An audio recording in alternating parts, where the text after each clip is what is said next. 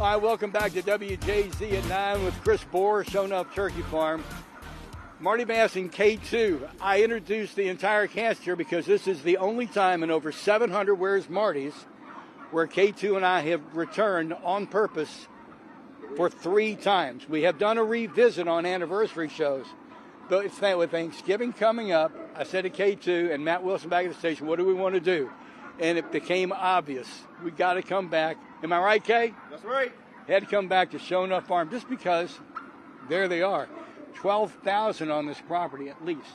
Yes, a few more than that, about 18,000 total. In this barn, there's about 6,000. Now, we came out here to have some fun, and we are going to have some fun and keep it lighthearted. But a news story has now developed. Avian flu has raised its ugly head. That's why your crop are in barns now. Yeah, usually we let them have unlimited outside access once they get to be 7 weeks old. But now, as they're because of the threat of avian influenza, bird flu, we're keeping them inside so they can't be exposed to the elements outside. Now, they still have plenty of room inside the barns.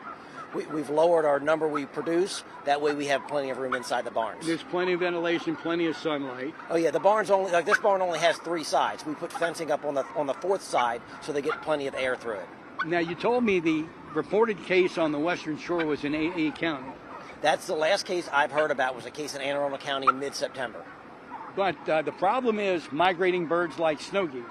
Yes, so those birds will come migrating from the south back to the north. Their fecal matter contaminates the ground, basically, and the birds, if they're outside, will eat that, and that's how they get sick. And if one bird catches avian influenza, it'll infect the entire flock. And you've got a huge farm pond over to K2's right where they made the snow geese decide to spend the night. Exactly, a layover stop. Which is the same reason why the Baltimore Zoo keeps, well, for instance, the 2 ravens, Rise and Conquer, sheltered inside because they have a lot of water and there could be migratory birds there at night. It's the exact same deal. It's dangerous for any kind of bird. Wow. Now, we don't want him to jump out. He's not going to go far. He's not going to go far. In about 2 weeks, you can say that again. All right, what a deal. I tell you what, we had to cover the news angle of this, but coming up next half hour, we'll talk more about turkey farming and how Thanksgiving happens here in Maryland. Excellent. Thanks for the 3rd time for hosting us. Thanks for coming. K2, it just simply doesn't disappoint when you see that spectacle. We got a runner. There's a runner. Steve Sosney was coming to see you, pal. Take it away. Turkey flavored Oreo, Marty? No. Come here, Kay. Kay, come here. Come here. Come on over here. We are not. Go ahead and speak. We are vetoing that off the top. No. We are not. No. I knew he was going to say no. No. Turkey flavored Oreo. No.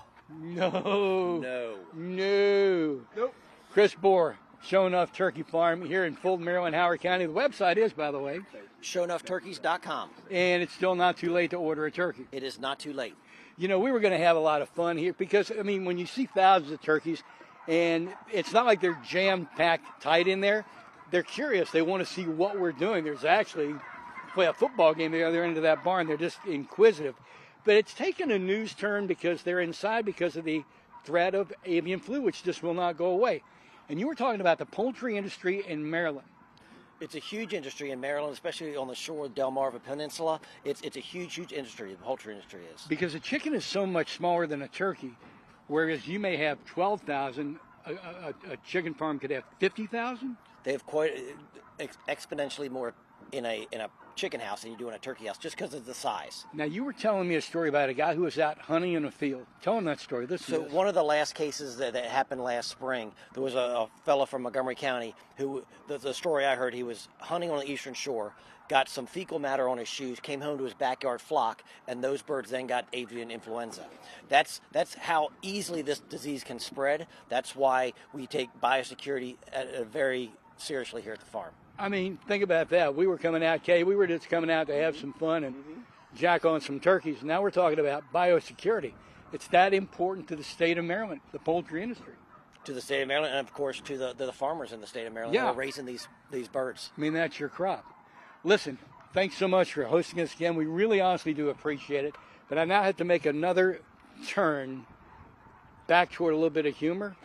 What would possess a human being to think an Oreo should taste like turkey and gravy? Take them all back. Nothing at all. Nothing in the. Take them all back. Just take them all back. We'll be back right after this.